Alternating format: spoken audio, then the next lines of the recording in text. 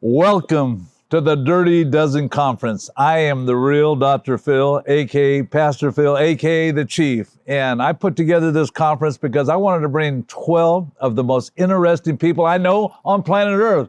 And this young lady that I have with me today, she is so special. She's definitely one of the 12. And I call her the hostess with the mostest because she's just so kind and beautiful and loving to everybody that she meets.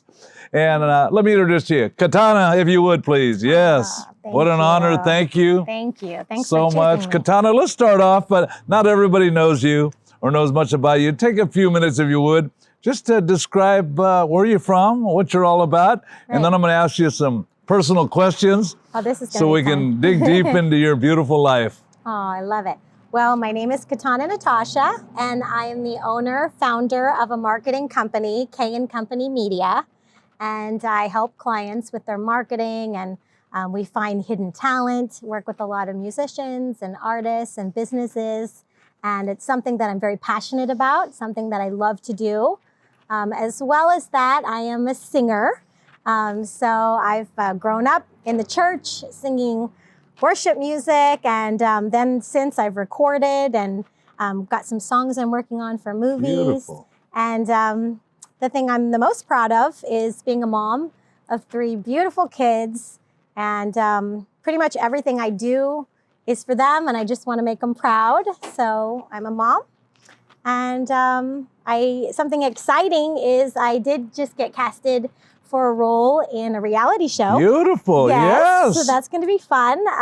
And they're working on getting it on a network right now, but it's called Moms of Monterey. And it's all about moms hustling and working and having kids and just balancing, juggling it all. So it'll be a really fun show. I'm excited. Oh, boy, that's so good. I'm so proud of you. That's wonderful. Thank you. Now, do you remember where we personally met face to face? Oh, gosh. The first time, I knew of you for many years growing up because my grandmother worked for TBN. Yes, Trinity Broadcasting Network. Yes, with Paul and Jan Crouch. Yes. And my grandma was Paul's personal secretary for like 13, 14 years. Wow. And so I grew up on the set, watching Jan in her dressing room, trying on her wigs, and just an amazing heritage. But I remember seeing you and knowing who you were from way back then. So that would be the first time. Well, not everybody remembers way back when. I had long hair back in the days. They called me the biker pastor. I had a church called Set Free. Yeah. But that's so cool that you have that heritage you were around, because Paul and Jan Crouch, they're in heaven, God bless them. But they were the innovators of Christian television worldwide. Yeah. And TBN is no joke. All the fans, Billy Graham, everybody's been on TBN.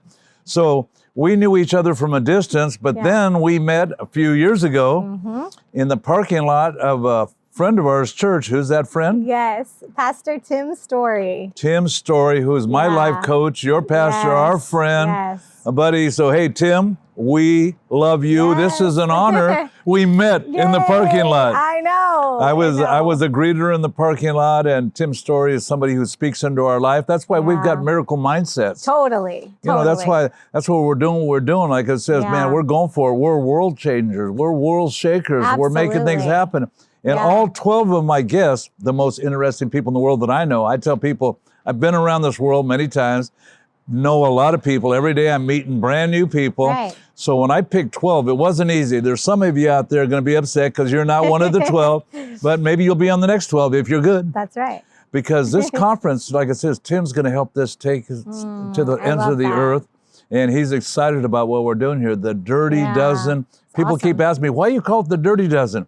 Because we're involved in the business of working with people's lives. And when you start getting with people, you find out that all of us, you and I, all of us are going through stuff. Whether it's heartaches, breakups, everybody's got a country song in them, things that have happened. And way before this COVID thing happened, people were dying. I'm an essential worker, you're an essential worker. We work with people here. You sing, you help people get well known, produce TV shows, you're involved in the media business. But let me tell you, this COVID-19, this pandemic season, I wanted all of our viewers to be able to hear from people just like you, ordinary people every day. You got 3 children. How's this pandemic situation this season changed your life? Very good question. I would say that it's really made me go to God more in my faith, and it's strengthened my faith a lot, just because it seemed everything was so unsure and so crazy. You know, you turn on the news and you see what's going on in the world, and it's just, you know, mayhem and crisis. And so I think it really forced me personally to go even more inward and go to God in my faith. And so I would say, if anything, that has been strengthened through this. And it's crazy because in doing so and in pursuing God, I feel like, you know, that scripture that says, seek ye first the kingdom of God, and then all of these other things will be added. I really feel that that's what happened for me personally, is that through seeking God and through going to him first and really like chasing him, getting close to him, everything great started happening for me. Wow, I love it. Tell me more about that. Yeah, it was like, well, you know, right at the beginning, it was like the first couple weeks when everything was, you know, on TV, and it was like everything was being shut down, locked down. I was praying one day, and it was really interesting because I felt like I was like I do a journal and like meditation, you know, I try to do it every day. And in my journal time, I heard like just these words in my spirit, and I really believe it was from God. And it said, even in a down time, you will rise. Wow. And I believe it's not just now, after thinking and praying it through, I don't believe it just is for me. I believe it's for the ones who decide not to get caught up in everything that's going on, and the hustle and the bustle, and you know, the negativity and the paranoia and the fear and all of that. And for me, it was really like just all these distractions. I mean, you look, it's been one thing after the next, after the next. Boom, boom, and, boom. Yeah, and for me, it was a lot of distraction. And instead, I went to God, and he says this, and I'm like, it didn't make sense at the time. Like, wait a second, what do you mean? You know, businesses are closing, businesses are being shut down, and churches, you know, we can't even go to church, all these different things. And here I hear this voice saying, but no, in a down time, you will rise. And I do believe that's what's happened to me, for my company, my clients, my children. I mean, they have businesses, and I'm just watching my friends around me, you know, talking with you. I'm listening to different people and personal stories. And it's crazy that, you know, even in a time where things are falling and businesses are going out of business, I'm really grateful to God that his hand is on me, and he's still blessing me. He's blessing my clients. And honestly, I'm doing better than I have in a long time. Yeah, I've got projects coming. I've got favor with people, connections, relationships. It's been a great time. Boy, so, I'm telling you, I like people like you around, because I use the illustration all the time when I go to the beach and I build a little bonfire. Yeah. The bonfire starts to go down, and I've got to stoke it up a little bit more wood while we keep it going. Yeah. That's the same way in my own personal Christian life. Iron sharpens iron, so does the brother and the sister sharpen the countenance of one another. So I need other people come in, and you're that kind of person. You're fire, and you pointed out it's an inside job. You know, it isn't outside where we're going to find the relief, but it's going deeper than seek ye first the kingdom of God and his righteousness and all these things. And here it is, you're flourishing in what would be called a bad time. Yeah. You know, in this darkness, your light is shining better than ever before. Yeah. You know what's cool about it? I feel exactly the same. And they're not just words, it really is happening in life. And so I know that a lot of people think I chose these 12. No, God chose. And you're one of those ones chosen in here. Thank you. And it makes me feel happy because, like I said, we know each other from seeing each other in the parking lot of church. I love it. We're excited to be at church. We don't have to go to church. We get to go to church. Yes. And you're loving on people, boom, boom. And here we are at a place where we're all hugging and doing this. And all of a sudden, the news tells us, stay away from each other. I know. I mean, how did that affect you? I mean, it was shocking. I mean, when we heard, it was definitely shocking. And just to listen to, you know, everybody around us and the news and the media, and you know, I don't know, I've always chosen to live. I'm one of those people that's like, if everybody's going a certain direction, I'll be that one to go, wait a second, maybe it's a different road. Like, you know, they say the wide road and then there's the narrow road. Like, I tend to be, if everybody's on something, like, wait a minute, I got to check, you know, am I on the right path? So I don't know, I just wasn't, not that I wasn't buying into it, because it's happening, and I know, like, people are suffering and people are dying, and it's tragic and it's awful what's happening.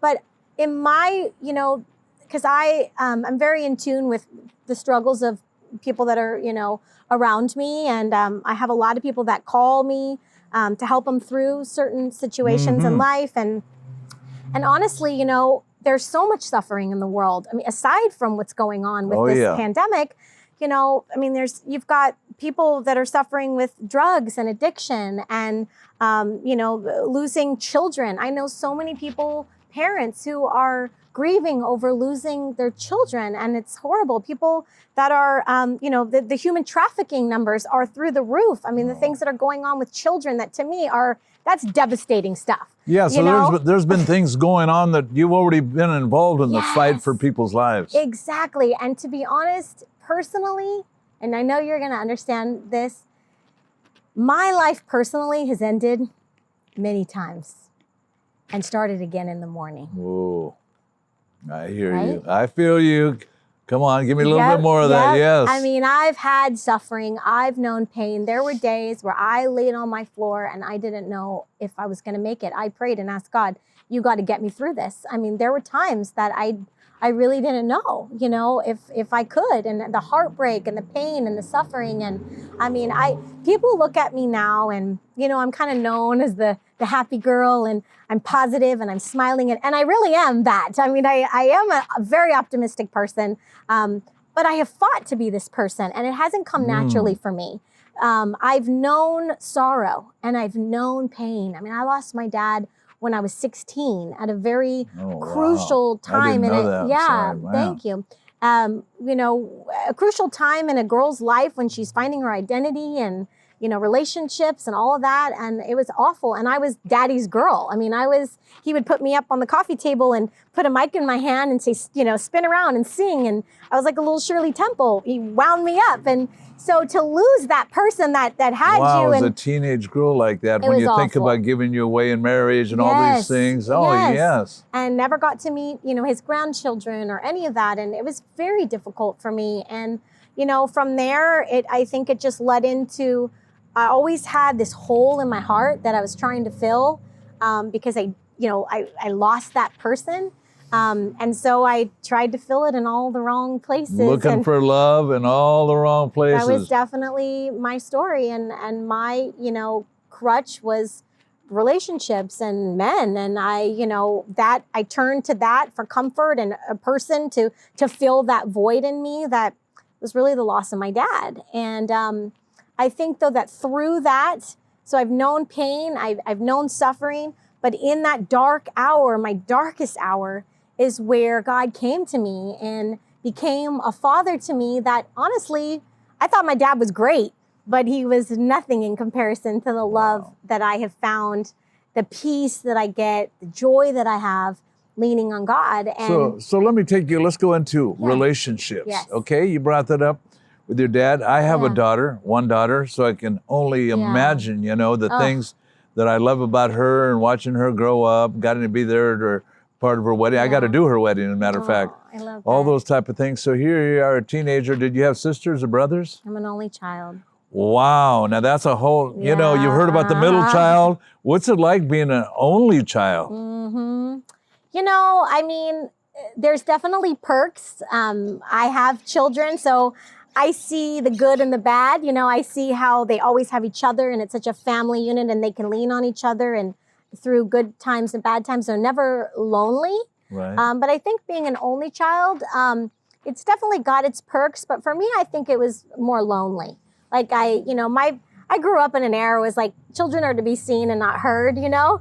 And so it would be my parents and on trips and all that. And then there would be me, and I wouldn't have anybody to talk to, or, you know, so I think it was lonely, I would say. Okay. Yeah. Did you have a stepfather come into the picture? I did, yes. And how'd that look? Yeah, you know, that was rough. He was very strict, and, you know, but I would say a lot of great things came out of it because he's a pilot. And so he was very much in that, is that left brain or whatever that is? I mean, I was very organized. So I gained strengths from being in that environment, being more organized, meticulous, clean, that kind of thing. So I definitely, but it was hard. It wasn't easy growing up in that kind of a. Okay. Yeah. And if you don't mind me asking, then after that, you ended up, did you get married? Or? I did, yes. I got married to my kid's father, and I had 3 beautiful kids.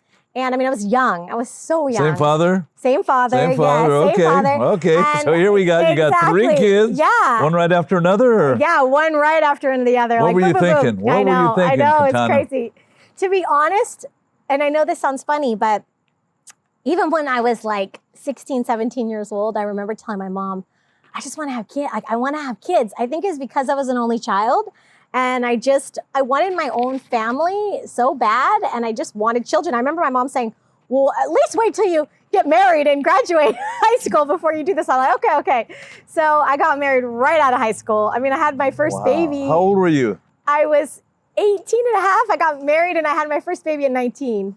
Okay. So, and then it was but we had a great life. We were together for a decade, 10 years. We were in ministry together. We were pastors, youth pastors, missionary trips. We took a lot of trips out of the country together and helping youth. That was really our heart and our passion. So you were doing ministry. You were a married couple, 3 children, doing ministry together. What kind of places did you go to? Oh gosh, we went to, Mexico, routinely. We went to Europe, London. We went to multiple trips to London and spoke in the schools and the churches and took teams on our own. Were you singing at this time? Oh yeah, I was singing, acting, writing plays, productions, building up kids doing the same thing. Did you feel like you guys were going to be together forever? Yeah, of course. I mean, we never said the word divorce, never spoke about that. I mean, we really thought we were going to be together forever. And I think it caught everyone as a real shock because we were kind of like the it couple. We're in ministry together. He was, he's a very handsome guy and we've got these 3 beautiful, talented kids. And so I don't think anybody really saw it coming. We sure didn't. I think we were just young. I mean, now I look back at the issues that we faced together. And I think that, a lot of it is just what comes, like they say, the 10-year itch or whatever. Oh, yeah. And I think we were young and the stress of, marriage and ministry and children and finances and all that pressure. And I just, I don't think we had the support from our family or from other people to help us get through that. Like now I look at people and it's like, I wish I knew then what I know now. But I think we were just young and all that pressure and stress. It's just normal living stuff. A lot of people don't realize ministry is hard work. Oh, yeah. What was that like for you guys? I mean, oh my goodness. Yeah, ministry was really hard. And, we got really burned. We gave our heart and soul in the ministry. And I mean, it was our life. And it was really sad to kind of see like some of the people that we worked for, the pastors. I want to, say, I felt like some of them were kind of jealous that, we would do service and it was packed and people were coming in. And I just remember, they were coming. Travis was a great speaker and there was just a lot of people. And I think there was a little jealousy there. Jealousy gets going. Hey, well, it's been going on all through the Bible. Like it says, with David and King Saul. I mean, people like that, they see somebody else, the applause of others. Yeah. And it's a part of ministry. Totally. And I just remember at the very end, I was a worship leader at a really big church. And I remember going and letting them know that, we were going to get a divorce and separate. And I just remember the response and how they treated us. And here we went from like these ministry positions to, it was almost like you need to sit in the back and you need to, everything was like this we went from like, we've been giving our blood, sweat, tears and serving. And now it's like, we just want to, hide this and nobody called us, nobody asked us how we were doing I just remember it was a very difficult time going through that and to see how, I think it's different now because it's a lot more sadly You do think it might be different? I think it is. I don't know. I don't know either. I know. I say know. that, but I have some friends going through it that are in leadership. Now that I say that, I think when you're a pastor or you're on staff, it is different. People treat you different. Oh yeah, exactly. Because I have friends, because I work in the treatment center business, working with addicts. They can work at a big corporation, and if they get on drugs, the corporation will pay for them to come to our program to be able to deal with their drug or alcohol program. But at a church, if that happens to you, you're done. You're gone. Right. And You're right. it's another standard there. And we know that's why everybody I know probably on planet Earth, and I know a lot of people, has got a sad or a bad church story. It's true. That's why, you know, it's tough. That's why how to get people back in, or I've been to church, or they're a bunch of hypocrites, and everybody's got a story on that. Totally. But I've been at the place in my own life, you know, where I said, Lord, protect me from your followers, you know, or I wanted to do another church that's Christians suck. Totally. Because like I said, hey, man, I'm not Jesus. You know, I have fallen, and I didn't plan on it, but, you know, I messed up, you know, and how about give me another shot? And it's a rough one. So here you are, you know, beautiful kid, teenager, growing up, getting married, 3 beautiful kids, good-looking guy. You guys are traveling around the world doing all your stuff. And then you got to share the bad news. Boom. It's it was rough. You know, it reminds me of a friend, Lonnie Frisbee, who was a great evangelist back in the day. Him and Pastor Chuck Smith started the Jesus People movement. Okay, yeah. Went around the world, you know, the Calvary chapels and all that stuff. And then Lonnie went with a guy named John Wimber from the Vineyards. Okay. And that went around the world. Yeah. This kid, Lonnie Frisbee, hippie preacher, he was used by God for 2 church movements, not just megachurch movements. But then Lonnie contracted AIDS, HIV. And I'm telling you, he was cut loose. So where does he come? To Pastor Phil's church, Set Free. Yeah. And it's just, he was the leper of the day, but he was cut off. And I can remember Magic Johnson, when he got HIV, people didn't want to play basketball. Exactly. So here you are, you're its own kind of little leper. Yeah. You guys are getting divorced. Yeah. What happened next? I've never heard any of this story, you know? This is where it gets juicy. What's our audience like? I don't know if they could take this part. Yeah. I appreciate you sharing this, because you're helping so much. See, just like as God says, man looks on the outward. Right. Okay? Right. But God looks on the heart. Totally. People look at you. First time I met you in the parking lot. Come on, just a gorgeous woman, smiling, happy, full of Jesus, all that kind of stuff. And I mean, nobody thinks anything else. What could be wrong with her life? And now, you know, I didn't learn as a teenager, you lost your dad. That's huge. It's huge, yeah. You know, then you're in ministry, and then now you lose your ministry. Totally. And my family and my ministry. I mean, it was all coming unraveled. You know, life as I knew it was totally changed forever. And that's the way to call it, unraveled. Yeah. And didn't it feel, and I've said it to in my own life, didn't it feel like the whole world was looking into? Yes, especially from the position that you're in, yes. Oh, man. Exactly. So it was very... Take me there. What happened next? Yeah. Ooh, this is where it kind of gets a little rough, because, you know, I would say this was the years that I became a little bit more bitter with the church. And kind of like, you know, this is how they're going to treat me after I, you know, have since, and I mean, it wasn't just when we were married. I had been in ministry. I was singing on the worship team at like 14, 15 years old, leading teams at 16. Oh, sister, you're talking to, right? I'm thinking of hundreds of people right now who have told me the story about that. Where's God now? This happened, you know, all that kind of stuff. Instead of getting better, we do get bitter first. Totally. So here you are. I was bitter. I remember, I lived by my church, and I just remember thinking, I can't believe it. You know, this is how they treat me. And so one of my places to go, my escape, one of my best friends since I was 17 years old, she had left. I was living in Fresno at the time. And she left Fresno and moved to a place called Carmel, beautiful Carmel. A little difference, Fresno, Carmel. I know, right? Beautiful people both, but I've been to Fresno and I've been to Carmel. Totally different. Exactly. So a chance to do a Bernie out of that town and go to Carmel, I was like, I'm in.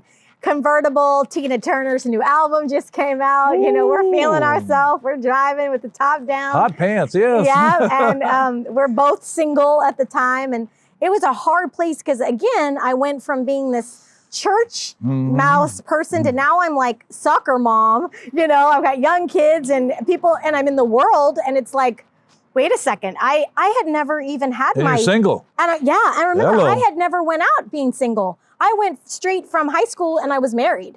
So I never partied. I didn't even drink alcohol. I think my first glass of wine, I was 30 years old.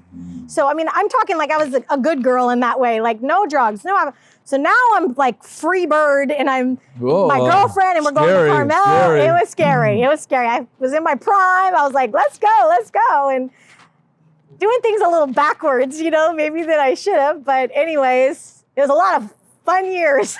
Let's just say that. Fun memories. Some memories not so fun, but I was just kind of living my life and going there. And so I just have some funny How long memories. were you in that season? How long was that Yeah, season? I was in that season for probably a little longer than I should have been, like maybe 4 years. And I remember my girlfriend was like, I had been dating and different, you know, that kind of thing, just having fun. And then I remember one night, it was a girls' night out, and we were in Carmel. And I remember telling my girlfriend, that's it. I'm over this scene. I'm ready to jump into another relationship. I'm ready. Oh, okay. I thought you were getting ready to say, I'm ready to go back to church. Oh, No, okay. Sorry, no. Not yet. Yeah, not yet. So I was like, I'm ready for a relationship. And I remember her saying, no, you still got fun in you. Like, you want to go have fun. And I was like, no, I'm really over it. Like, I was just over the scene, the dating and this and that. I was just over it. I was like, no, I'm ready to find somebody and have that play again. house again and do all that. Exactly. And so I remember we went out that night and we went to this jazz club in Monterey. And sure enough, I'm on the dance floor and I meet this guy, and he's like this, you know, very good looking guy. Okay. Rock star, Whoa. bleached hair, vibe, this whole thing. And anyways, he said, you know, you are my Priscilla Presley kind of thing. He used all the charm. Hey, Priscilla Presley, you know, I'm from there. Yeah. I know Priscilla Presley. Yeah. I met Priscilla Presley in an elevator in Richmond, Virginia. She was going out with my karate instructor, a guy named Mike Stone. No way. You know, true story. Yeah. And here I was. I met her in the elevator, and she was so pretty. I had to go up and kiss her. Oh, you know, but that's another beautiful. side story. No, but what's funny is that he had worked for Priscilla Presley. Okay. He was the band. That's a compliment. Come to think about it, you do look a little Priscilla Presley. Thank you. Well, when he said that, you know, because he had just worked for her and he had just moved from, I believe it was Nashville. And so anyways, one thing led to the next. Next thing you know, I find myself married. What? Oh my gosh, man! This is, you know what, world. I mean, I'm telling you, yeah. this is the first for me. I've known her for a while. I did not know any of this. It's all truth is all coming out right now. You said bring it, I'm bringing it. But what's so wonderful about this is this. That's why you're chosen. We're bringing the truth. We're not bringing some little Christian thing. I sinned 10 years ago, or I made a mistake once. I fell off my bicycle. No, this is real life here. Real life story. And you and I know, because we're with people all the time. Yes. This is what everybody's going through now, you know? Exactly. And we've been delivered, and we're going to help deliver. Because right now, like I said, we're flourishing in the time where people say, this is a pandemic. This is the time to be fearful. This is the time we don't know what's happening next, but we're keeping our heads while others are losing theirs around. But we know it's Jesus. This is the magic house, but the magic is Jesus. So here you are. I love it. You're on the dance floor there, man. You're looking like Priscilla Presley, hot lady. And here, now you're gonna go back to the wedding chapel. Yep. And it's crazy because I remember I was his publicist, did, you know, all his PR, got him on the cover of magazines. So he was literally. Oh yeah, he was a real, like, very good musician, band, and so I did all the, you know, helped him with the marketing and all that, and then and his band blew up. I mean, in Monterey, they're still like the top band, and they play at all the different celebrity tournaments and all that kind of stuff. Yeah, so here you are, you know, doing, what are the kids thinking?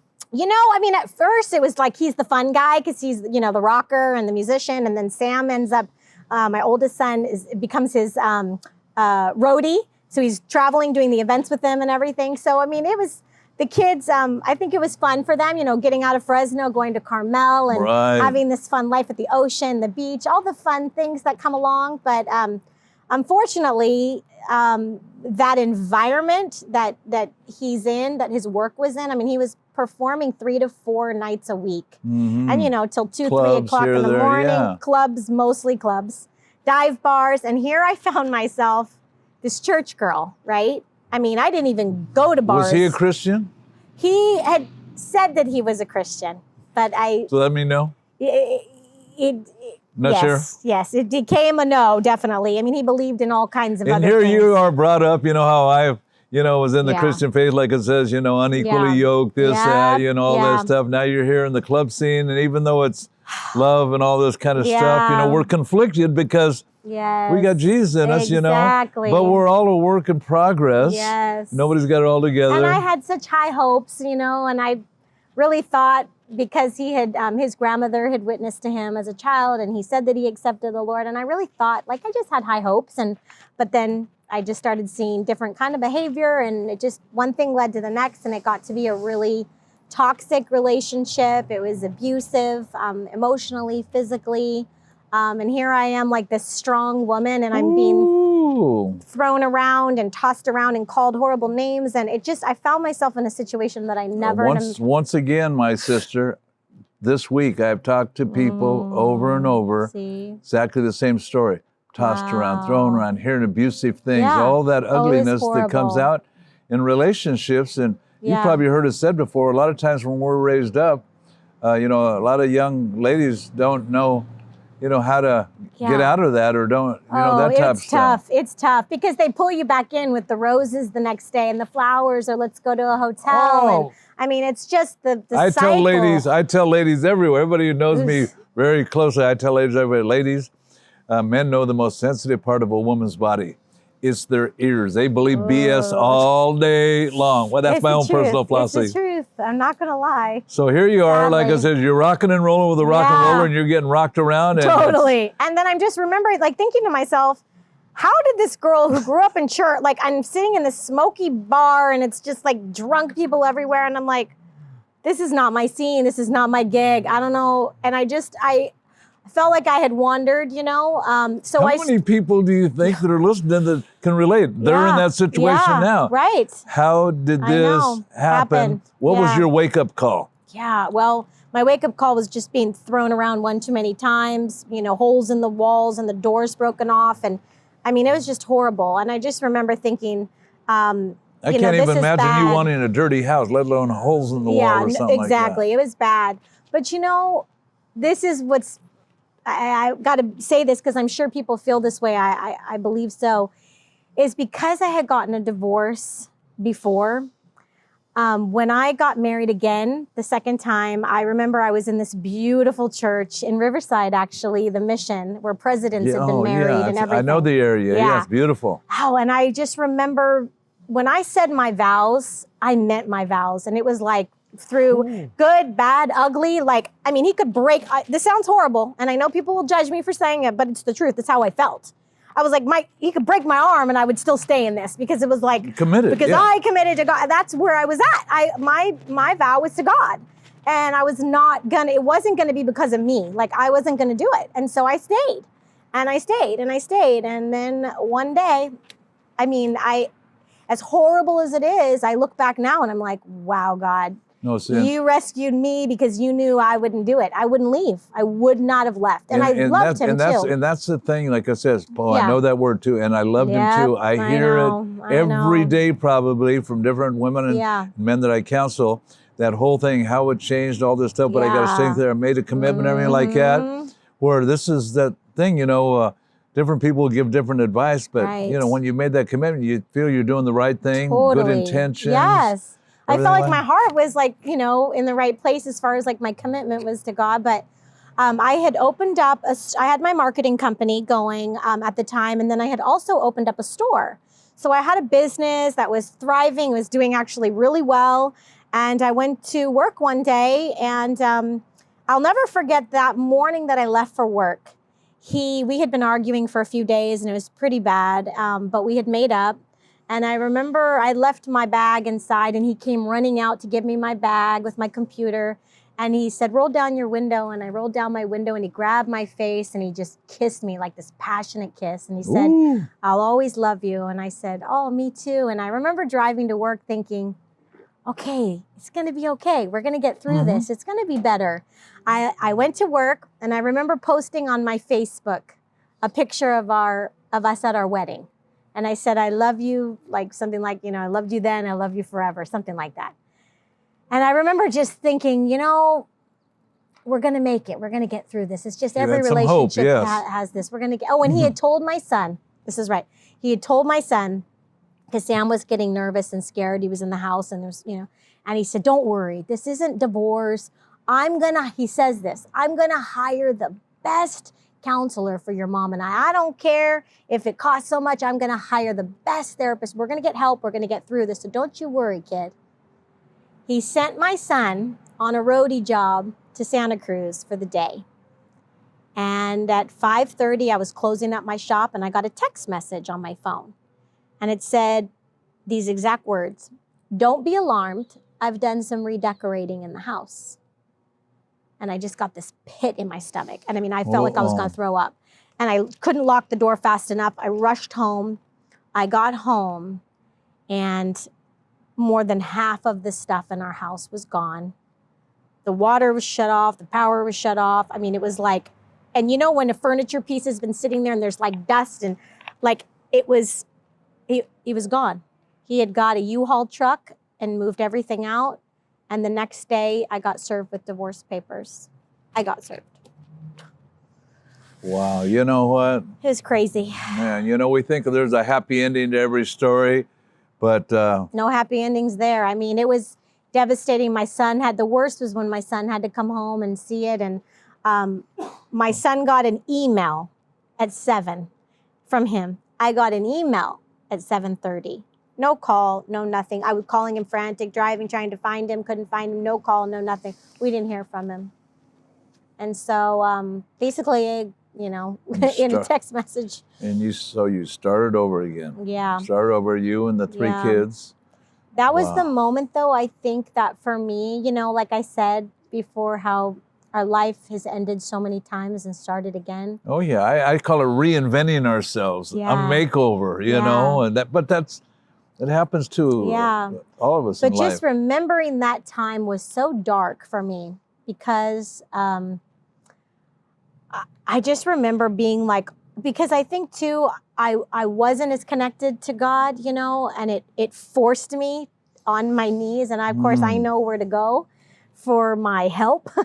So I feel that I could have went all kinds of different directions at that moment. And I just remember laying on my floor, really, and just crying out to God and just saying, if you're there, if you're real, all these things that I've, went to church but this is it. This is the moment where I need you to show up for me. More than ever. So take me. What happens next? Yeah. What do you do next? I just remember... because your life was a mess. Picking myself up off the floor, literally, you guys, I was on the floor and sweeping up my house and cleaning it and having to tell my kids and them being devastated. And it was a hard time. And I think that it was from that moment, though, like I said, what I thought was so tragic and awful, I look back now and I'm like, wow, God, you really came through. You rescued me from a situation that I didn't even have the strength to get myself out of. Couldn't do it yourself, exactly. You came to me and you helped me and you saved me and my kids. And so honestly, it was from there that I had to rebuild my life. I ended up, I remember him saying, well, now you're going to have to sell the store. You're going to have to go back to Fresno, all these things. And like, no. So I held on to my store. I held on to my house. I held on to my car. I just grinded. I worked hard. I poured myself into my business, my work, my children. And I picked myself off the ground and how many years ago was that? Oh, wow. Maybe, I don't know, but maybe like around 7, 8. 2008? Somewhere around there. Wow, that's heavy. That's a heavy story, I know. My life story, 2008. Was when it crashed? Crashed, my biggest crash of all. In this house where we're at, like I said, I was arrested, $1 million bail. 2008. I had to rebuild from nothing. My story is different than yours, but just still, as devastating. Where wow, what a trip. So here we are, survivors. Yes, we But not just surviving, but thriving. Thriving, yes. So here we are, because it was the last 12 years. Yes. And I had to do a complete makeover. I lost everything, and man, it was unreal. Right. So here you are. What happens next? How do you rebuild? Yeah. I think that from there, I really had to dig deep. And that's really where my faith, I just put everything into my faith with God. And I started listening. I'll never forget. That's when I really started listening to Tim's story. Get out of here. Yeah, I started, I just remember, knowing of him and seeing him when I was young. He prayed over me when I was like 18. And I remembered, I think I saw something on Oprah, Super Soul Sunday. Right. And I thought, whatever happened to this guy? I'm going to look him up. And so I started looking him up, and I started downloading like old messages and then following him on social media, and just his, inspiration and his motivation. And I was like drawn to it. I was drawn to it. It was just feeding me and strengthening me. And then I found out shortly after that he had started a church out here in Orange County. And I started going and getting plugged in. And honestly, I believe it's changed my life. And you were driving from Carmel. Yes. Down, because I remember you'd be coming down here, and all I'm going. All the time. I go, where are you going? I go, why, I'm up in Carmel. Yeah. And I go, you're living in Carmel, driving to Orange County? Yeah. Well, I started picking up all these clients that were in LA and Hollywood area and Orange County. And so I was coming here 2 times a month minimum, staying for about a week and a half at a time, driving back and forth. And of course, I would go to church every time I was in town. And it was a game changer for me. This is a message for people. I'm telling you, like I said, it doesn't matter how far you got to go to get the goods. Yes. And when before Tim started the church in Orange County, I would go up to LA. I'd go anywhere, San Diego, to go hear him. Yeah. Because I know when I get there, I'm going to get the goods. I'm going to get the stuff. Right. I'm going to get encouraged. Exactly. I saw Tim in Hollywood about almost 8 years ago now. And I was doing okay. My life was okay. But when I went to hear him, all of a sudden, God got a hold of my heart, and he says, you don't need just enough, you need more than enough. And boom, the next thing I know, he moves, the church opens up in Orange County, and since the day he started the church, I've been there with him. He's been my mentor. But so here it is, our steps are ordered by the Lord. Yes. We meet in the parking lot over there. You're excited about church this, I'm excited about Tim speaking. Yeah. We're doing all this kind of stuff. And then we get to see what each other does. Yeah.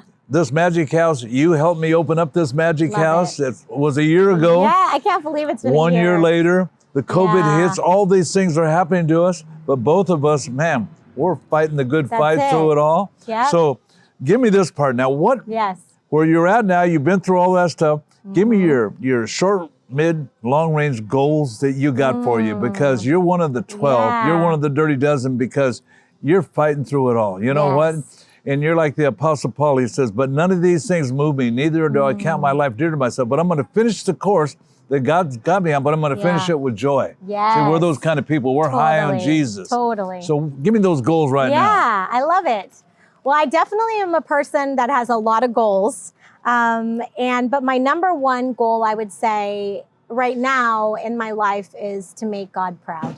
Beautiful. I really want to make him proud. I think, again, I look to him as like a father that I don't have an earthly father. And so he is like, if I had a dad, of course, I would want to make him proud. Yes. And so I look at him in that way. So everything that I do, that's my number one goal.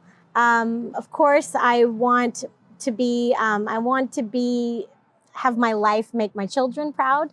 I feel like I've made a lot of mistakes. And I can't go back. I can't fix things in the past, but I can be the best that I can be right now. There you go. And one thing that I've always done is just try to show my kids this unconditional love. It was something I didn't really grow up with. And so I really want to give them that unconditional love like God gives us, and to make them proud as well. And then my big thing right now, I'm very goal oriented when it comes to my business. Yes. I've got my marketing company, and trying to just hold myself with a, utmost ethics and being, my clients put a lot of trust in me. We produce TV shows and movies and all kinds of stuff. So what kind of people should get a hold of you for your services? I would say anybody that has a gift, a talent, a business that needs to get greater exposure. If they want, more people to notice them, then they should call us. But we can help everybody from artists, musicians, business owners, authors, people that are launching online shows, whatever it is that they're looking for overall marketing, creative direction, promotion, PR. We can help with that. You're the ones, boy. Yeah. Yeah, well, let me tell you, your story is incredible, and people, it's the first time I've got to hear this too. I know her just that happy, good-looking lady in the parking lot, excited about life, meeting her children, loving her family, watching everybody grow. Yeah. And here you are. Man, you got a story. Have you written a book yet? I'm working on it. Man, I believe millions, of men and women, because like I said, as a man, I'm realizing that I grew up in one of those abusive homes, watching my dad do this. Yes. But instead of going the right way, I became worse. I became like my dad. All those type of things that I said I hated, because we need guidance. But in the church, you've spoken to so many people who have been hurt, and I've yelled at church, God, these people, this, looking for somebody to blame, realizing inside is the truth. Totally. Getting a new mindset, getting around people like Tim Story and yourself. People are excited. Anything else you want to tell the world? I think I was just thinking about you and I and how, we share in similar stories where I think it's because we have personally felt pain and sorrow in our life. It hasn't all gone as smooth as we would like it to have gone. Oh, that's for sure. But it's because we've experienced that pain. Like, I look back and honestly, I don't know if I would change anything because it's made me who I am. It makes you who you are. And I think because we've experienced that, that's why we have so much empathy for others and compassion. And I don't want to see anyone suffering. I don't want to see anyone going through pain. And so I live my life like I think part of my purpose is to inspire, to encourage people, to uplift them.